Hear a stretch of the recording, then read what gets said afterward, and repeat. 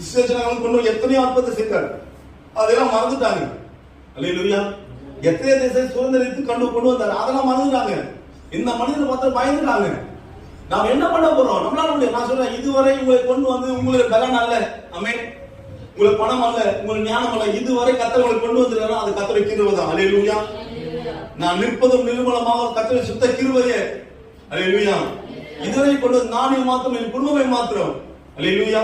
இதுக்கு நீங்க நானே தேவனுடைய ஆலயத்தை கர்த்தரை வார்த்தை கேள்வி கொண்டிருக்க, கர்த்தரை பேச வைத்திருக்காரு அப்படின்னா இதுவரை நிற்பது நம்முடைய பலன் அல்ல. அல்லேலூயா. கர்த்தருடைய பெரிதான கிருபை. ஆமென். கர்த்தருடைய பெரிதான கிருபை. நிக்கிறவனே கர்த்தருடைய பெரிதான கிருபை தான்.